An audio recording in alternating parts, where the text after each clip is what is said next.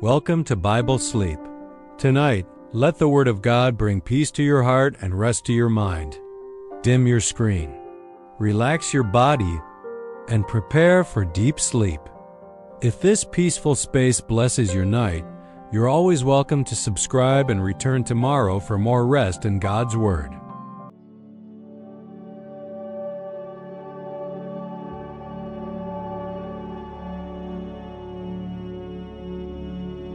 Tonight, I want to speak with you, not with someone who is fine, not with someone who made it through today feeling seen, not with someone comfortable with what people think. With you, this specific person listening right now, in this exact moment of your life.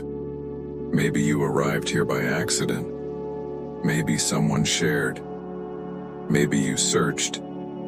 Because inside you, there is a wound that won't close. It isn't a wound you can see. It doesn't show on your skin. It is the wound of knowing someone is talking about you. That someone twisted what you said. That someone told a version of your story that isn't yours. That someone decided who you are before even asking. And that hurts in a way that's hard to explain. Because it's a pain you can't show. There's no bandage for this, no prescription, and often, there's no one to tell. Because anyone you tell might be the next one to talk.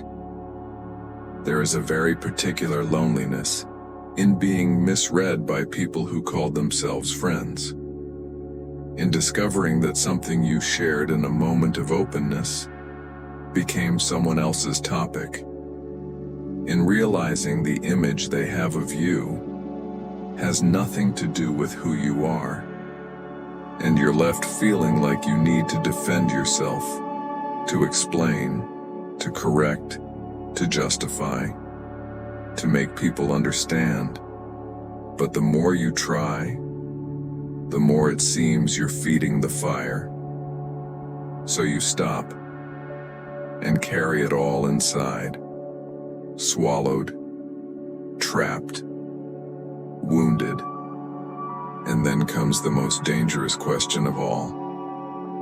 What if they're right? What if I am what they're saying? What if there's something wrong with me I can't see? Tonight, I want you to hear a different voice. The voice of one who knows you fully. The voice of one who saw what really happened. The voice of one who doesn't need a second version to judge you, because he already knows the complete version. Psalm 31 was written for this exact place where you are. And before we get there, I need you to do one thing. You carry a weight most people can't see. Because the pain of being talked about doesn't show on your face. It shows in the way you hesitate before trusting someone. It shows in how you review every word before you speak, afraid it might become ammunition. It shows when you walk into a group and wonder what they're thinking about you. It shows when you stop being yourself, just so no one has a reason to talk. And your body carries this too. The tension in your neck, a tight jaw, shallow breath. The constant alertness of someone who learned that words hurt. So let's stop here for a moment. Just one moment. Wherever you are, sitting, lying down, on your knees. It doesn't matter. You don't need to do anything right. Just breathe. Inhale through your nose, slowly, as if you're receiving back something that was taken from you. The right to be known by your own version. The right to exist without justifying yourself. The right to be judged by someone who truly knows you. Hold for a moment and release through your mouth, slowly. Releasing the need to control what people think. releasing the desire to defend yourself from every conversation you weren't part of, releasing the weight of a reputation that isn't yours to carry. One more time. Inhale, deep, hold, and release, with gentleness toward yourself. You can't control what people say, but you can control where you anchor your identity. And tonight, we are going to anchor in the one place that never moves. I know what it's like to come home after finding out people talked about you. That strange mix of anger and shame. Anger because it isn't fair, because you know what the truth is, because the person being described is not who you are, and shame because part of you starts to wonder, do people believe it? Is that the image they have of me now? Did I lose something I can't get back? There is a very specific layer of pain when the gossip comes from someone you considered a friend. Because with a declared enemy, you know where it comes from. But when it comes from someone at your table, who heard your stories, who asked your advice, and then used what they knew to judge you, the wound goes deeper. And there is the layer of unjust judgment. When people form an opinion of you, based on parts of the story, based on one isolated moment, based on someone's interpretation of what you did, without giving you a chance to explain, and you're left there, with the full version of the story inside, unable to speak. Because if you speak, it will seem like you're defending yourself. And if it seems like you're defending, people will think you're guilty. So you go silent, carrying, alone.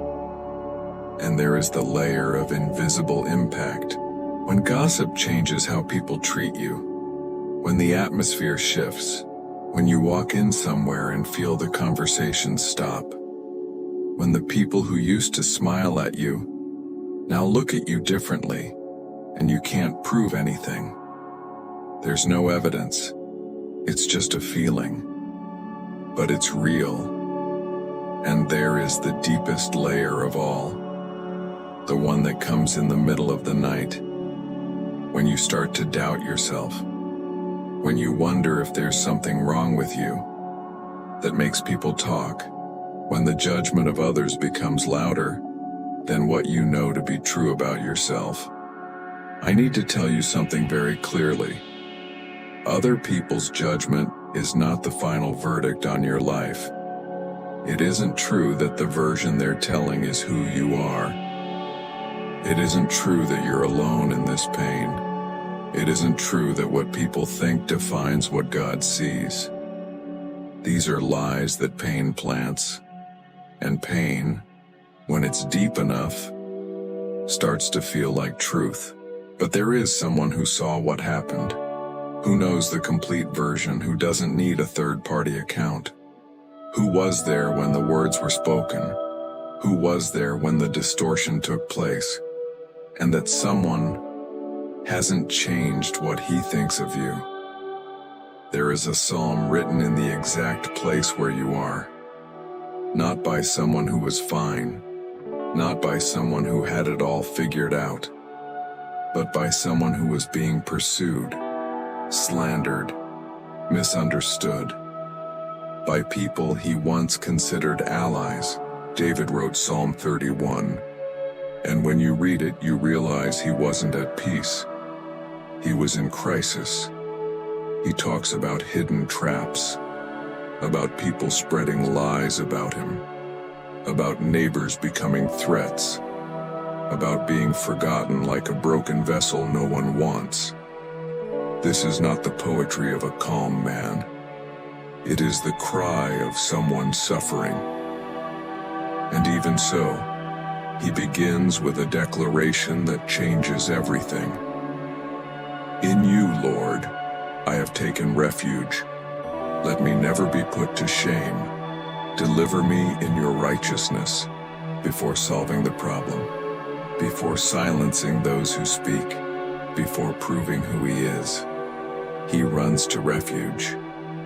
And the refuge is not an argument, not a communication strategy, not a well-crafted response. The refuge is a person. That is the God of Psalm 31. The God who doesn't ask you to defend yourself first, who doesn't ask you to prove yourself before receiving help, who meets you right in the middle of the injustice and becomes your safe place. If you can, close your eyes. You don't need the right words. You don't need to be okay to pray. You don't need certainty that God is listening. You can pray with anger still present. You can pray with shame still alive. You can pray with the desire to defend yourself still screaming inside. God doesn't need you to be healed to hear you. He hears you from exactly where you are. I'm going to pray for you. If you'd like, follow along in silence. If you can't, just listen. God, this person arrived carrying an invisible weight, the weight of being judged by someone who didn't know the full story, the weight of hearing a version of themselves they don't recognize, the weight of discovering that someone used what they knew as a tool for judgment, the weight of wanting to defend themselves and not knowing how without appearing guilty. I know, God, that you saw everything, that you were there when the words were spoken, that you know this person's heart and the heart of whoever spoke, that you don't need a second version. God, wherever there is a voice that distorts, let your truth prevail. Wherever there is judgment that doesn't consider the full story, let your perspective be the one that defines. Wherever there is shame that doesn't belong to this person, let them lay it at your feet and carry it no more. God, protect this person's identity. Don't let the judgment of others sink in deeper than it should. Don't let the voices that distort become louder than your voice declaring who they are. Let Psalm 31 become real in them, that they find in you their refuge, not in people's approval, not in correcting narratives, not in strategies for self-defense, but in you, in your justice that needs no lawyer, in your presence that needs no quorum, in your love that doesn't change when opinion changes. Let tonight be the beginning of something, not necessarily resolution, not necessarily forced reconciliation, but a first rest, that they no longer have to carry this alone, that the judgment that matters has already been given, and the verdict is loved, known, seen by the complete version. Amen. You just did something courageous. You brought the pain of other people's judgment before the one who holds the true judgment. And that carries weight. That has value. Now, I want to read this psalm with you, verse by verse, slowly, as someone hearing for the first time the voice of the one who made you, speaking directly to the part of you that was judged without a fair hearing. In you, Lord, I have taken refuge. Let me never be put to shame. Deliver me in your righteousness. David's first word is not an explanation, not a defense, not a counter-narrative. It is a choice of where to stand. In you, Lord. Not in people's opinion, not in resolving the conflict, not in others' understanding. In you. And he asks not to be shamed, because he knew that shame is gossip's most powerful weapon. Not what people say about you, but what they say makes you feel about yourself. and he asks to be delivered by God's justice. Not by his own intelligence, not by his eloquence, not by the outcome he could engineer, but by God's justice, which is just because it doesn't depend on imperfect witnesses, because it sees what no human can, because it doesn't judge based on versions, but on complete truth. God's justice always has the final word. Turn your ear to me, come quickly to my rescue. Be my rock of refuge, a strong fortress to save me. Here is a man who needed somewhere to stand, a rock, a fortress. Because when other people's words come like waves, you need something more solid than argument, more solid than reputation, more solid than the version you could present. A rock doesn't shake from what's said about it. A fortress doesn't fall when surrounded by rumor. And that is Psalm 31's invitation, not to become a rock on your own, but to find refuge in a rock that never moves. There is a huge difference between trying to be strong and finding strength in one who is. The first exhausts you, the second sustains you. Since you are my rock and my fortress, for the sake of your name lead and guide me. God is not only the destination of refuge, he is the guide within the refuge. That matters. Because when you're in the middle of unjust judgment, you don't just need a place to hide. You need wisdom to know how to act, what to say, what not to say, when to respond, when to stay silent, when to draw near, when to step back. And God's name is the compass for that movement. Not your intelligence, not your ability to persuade, not the strategy you work out at 3 in the morning. His name, his character, his way of acting in the middle of injustice. Keep me free from the trap that is set for me, for you are my refuge. Here David names something every person targeted by gossip knows. The hidden trap.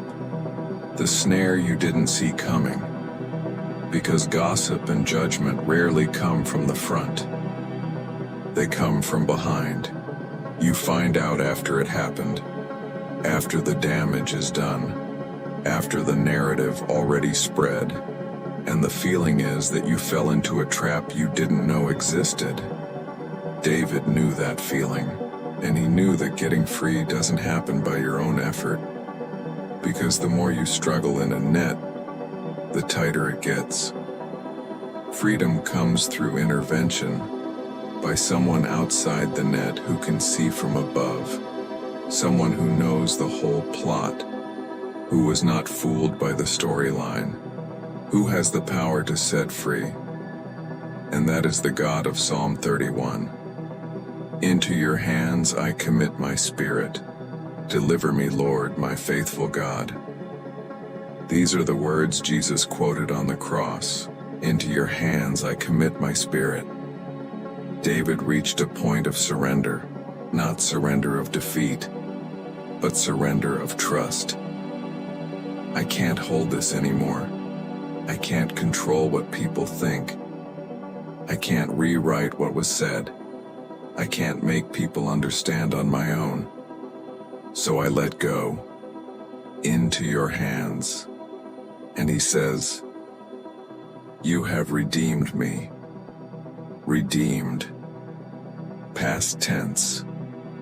Before the problem was even solved. He declares redemption in the present. Because God's faithfulness is more certain than any human resolution. And he ends, faithful God. Faithful. Not a God who solves everything on my timeline. Not a God who silences everyone talking about me today. But faithful. Who doesn't abandon in the middle of the process. Who doesn't change his mind about me when others' minds change. who remains when everything else is unstable. I hate those who cling to worthless idols. As for me, I trust in the Lord. Worthless idols. This isn't about statues. It's about everything we place our security in that has no capacity to hold it.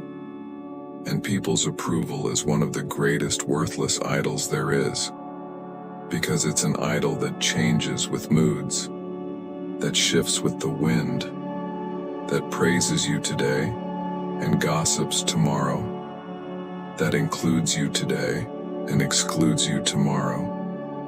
And when you anchor your identity in people's approval, you become hostage to what they're saying.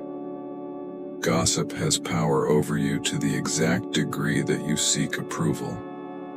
If you deeply need people to think well of you, you will deeply suffer when they don't.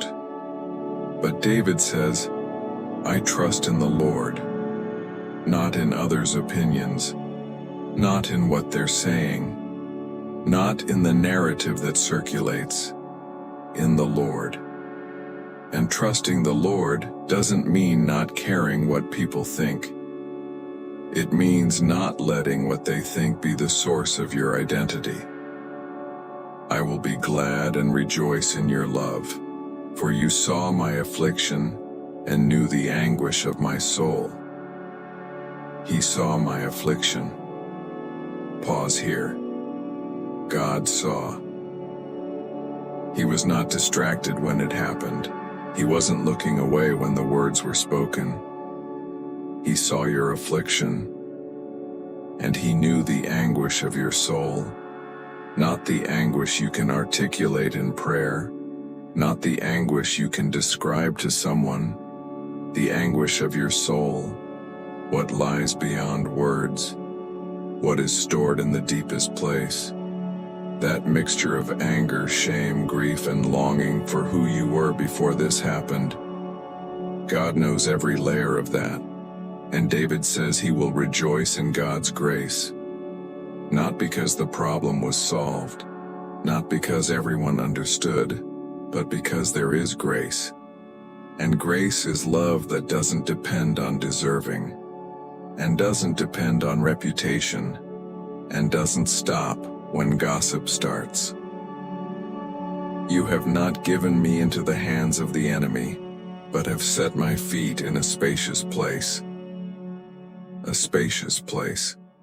What a powerful image for someone suffocating, because gossip and judgment create a tightening feeling of walls closing in, of space shrinking, of needing to make yourself smaller to fit the space they left you.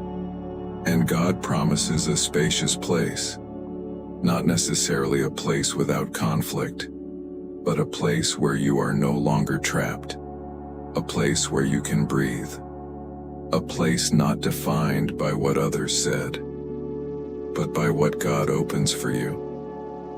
Be merciful to me, Lord, for I am in distress. My eyes grow weak with sorrow, my soul and body with grief.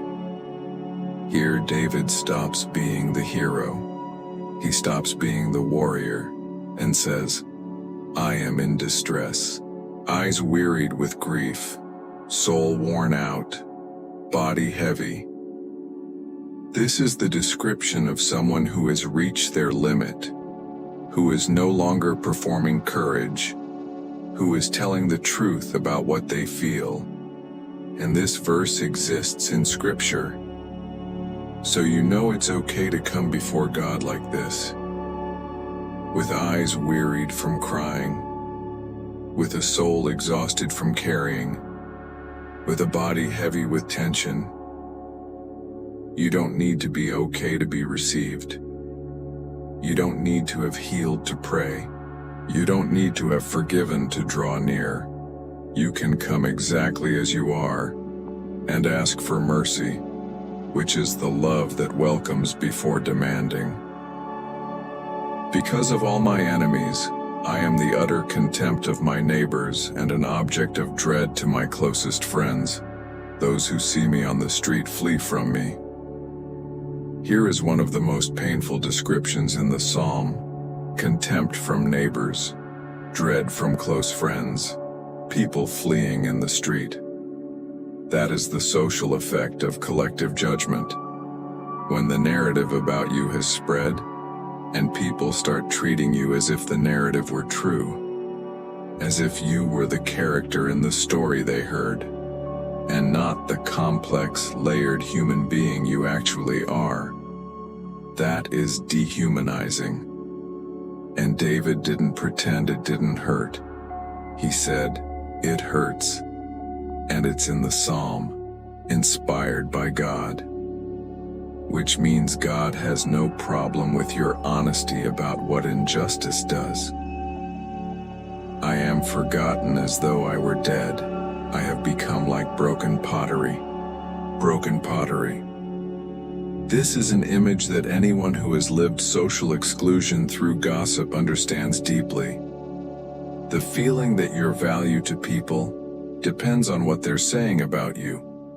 When the narrative shifts, your position shifts.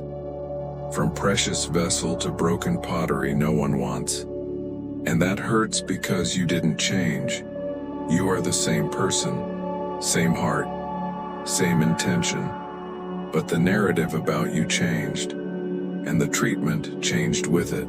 And you no longer know if you'll ever be seen again for who you are, and not for the story they told. But God never saw you as broken pottery. The people's narrative didn't change what he sees when he looks at you. You were never forgotten by the one who matters. For I hear many whispering terror on every side. They conspire against me and plot to take my life. Slander. That word appears here. And David is not being dramatic. He was literally surrounded by people who wanted to destroy him, and the instrument was the word. What was said about him, what was spread regarding him, the narrative built so that no one would trust him anymore, so his credibility would be undermined, so his name would be associated with what he wasn't.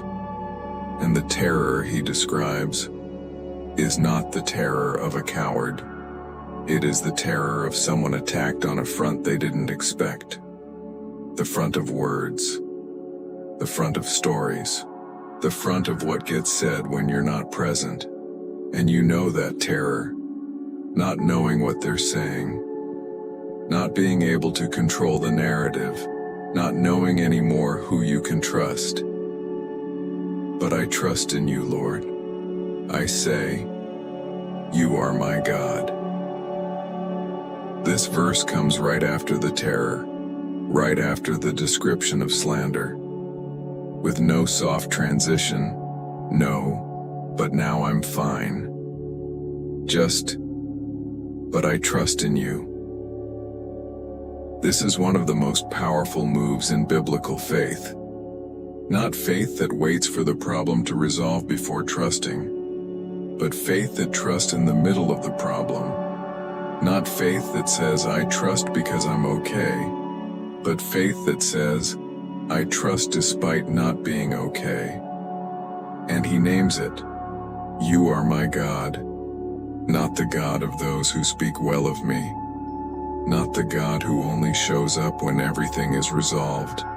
My God, in the middle of this, here, now, with all of this still happening, my times are in your hands.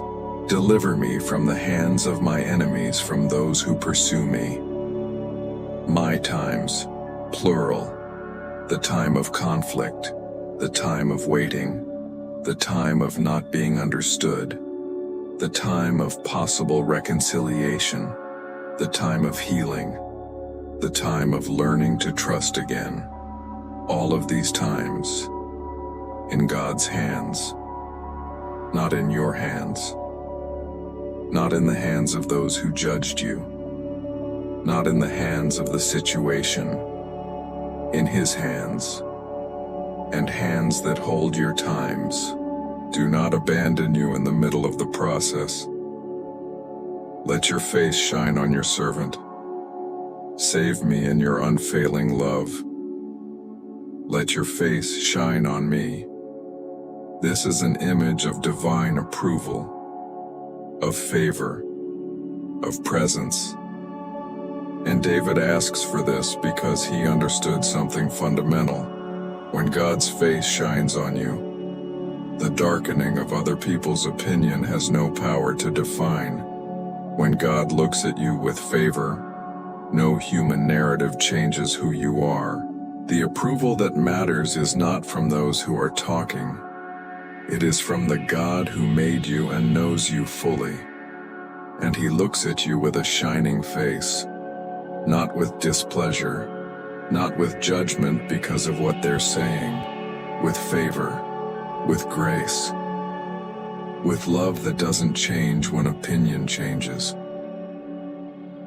Let me not be put to shame, Lord, for I have cried out to you, but let the wicked be put to shame and be silent in the realm of the dead. Don't let me be shamed. This is the prayer of someone who has felt the ground move, who no longer knows who to trust, whose confusion went deep inside. Because when you are misjudged long enough, you begin to doubt your own perception. Did I do something I didn't realize? Am I what they're saying? Is my perception wrong? And David prays, don't let me be shamed. Give me clarity in the middle of confusion. Anchor me when the ground seems to move. Don't let me lose my sense of who I am because of what others are saying I am. Let their lying lips be silenced, for with pride and contempt they speak arrogantly against the righteous. The lying lips. David names it that. Without hedging, without trying to find the good in those who lied, without spiritualizing in a way that minimizes. What was said about me is not true, and lips that speak lies with pride and contempt will have to answer for that. Not necessarily now, not necessarily in the way you want, not necessarily in a way visible to you, but God's justice does not pass over the lie. This is not revenge. It is trusting that God takes seriously what was done against you, that he was not indifferent, that what was said matters, and there is a responsibility you don't need to collect, because there is already someone who saw. How abundant is your goodness, which you have stored up for those who fear you, which you bestow in the sight of all, on those who take refuge in you. Here the tone changes completely, from lament to wonder at God's goodness. How abundant is your goodness, that was stored up, reserved, for those who trust. There is a goodness of God you haven't fully experienced yet, that is reserved, being kept specifically for those who go through this kind of trial and still choose to trust. This is not the goodness of easy paradise. It is the goodness that comes from the other side of pressure, the goodness you would never have access to if you hadn't gone through this. In the shelter of your presence, you hide them from all human intrigues. You keep them safe in your dwelling from accusing tongues. The shelter of your presence. What is that place? It is the place where tongues don't reach, where conspiracies have no access, where what people say about you doesn't carry the same weight as when you're exposed. God offers this place, not as escape from reality, but as refuge within it. You will still have to live in the world. You will still cross paths with people. You will still hear things that hurt. But there is a hiding place in God's presence, where your identity is preserved, where the narrative that matters is not the one circulating outside, but the one God speaks about you in secret, and God's narrative has never been distorted. Be strong and take heart, all you who hope in the Lord. The psalm ends like this, with a call, not to be strong in the sense of not feeling, not to be courageous in the sense of not being afraid, but to be strong enough to keep hoping in the Lord. When the situation hasn't changed yet, when tongues still speak, when the narrative still circulates, when you still don't know what people think of you, be strong, take heart, hope in the Lord, because hoping in the Lord is not passivity. It is the most active decision there is. It is choosing every day to anchor your identity, not in what people say about you, but in what God says about you. Psalm 31 is done, but I want to speak with you again, directly, before you close this, before you sleep, before you return to the world where this conflict is still waiting. I know that when this meditation ends, the situation will still be there. The people who talked about you will probably still be there tomorrow. The narrative that circulated might still be circulating, and I won't promise you one night changes all of that. I won't promise everyone will understand. I won't promise reconciliation will come the way you want. I won't promise it will never hurt again. But I want you to carry a few things from tonight. First, other people's judgment is not the final verdict on your life. However convincing it seems, however many believed it, however far the narrative spread, there is a judge who saw it all completely, who didn't judge based on an incomplete version, who didn't form an opinion before hearing the whole story, who knows every intention, every context, every layer of what happened, and his verdict is the one that defines, not the one from those who spoke without knowing everything. Second, gossip only has power where it finds roots of human approval. Psalm 31 shows us this clearly. The more David anchored his identity in the Lord, the less power others' judgment had to destroy him. Not because it stopped hurting, not because he became insensitive, but because his identity was no longer hanging on what they said. It was hanging on what God said. And what God says doesn't change when the conversation changes. Third, you don't have to defend every narrative. That is hard to accept, because it feels unjust, because it feels like staying silent means you agree, because it feels like not responding means you're losing. But Psalm 31 doesn't show David spending energy defending against every accusation. It shows David spending energy drawing close to God, and there is deep wisdom in that. Because the more energy you spend trying to control what people think of you, the less you have to build the life God called you to. There are battles that are not yours to fight.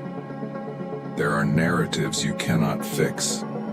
And there is a supernatural peace that comes from trusting that God's justice handles what you cannot control. Fourth, healing and discernment walk together. Because being misjudged has a real effect on your ability to trust. And after an experience like this, it's normal to struggle with knowing who to open your heart to. And that is okay. Being careful where you place your vulnerability is not a lack of forgiveness. It is wisdom. But don't let the wound become a wall. Don't let the experience of being misjudged by some close you off to the possibility of being truly known by others. Because total isolation is not safety. It is a different kind of prison. And God created you for community. to be known, to be loved for the complete version, and that is still possible. Even after what happened, even if it takes time, even moving slowly. And now, with all the gentleness in the world, lie down, close your eyes, breathe. Don't try to resolve the conflict tonight. Don't rehearse the response you'll give. Don't imagine what they'll say tomorrow. Just allow the God who saw it all, who knows the complete version, who never confused you with the narrative they told, to stand guard while you rest. Because healing also happens while we sleep.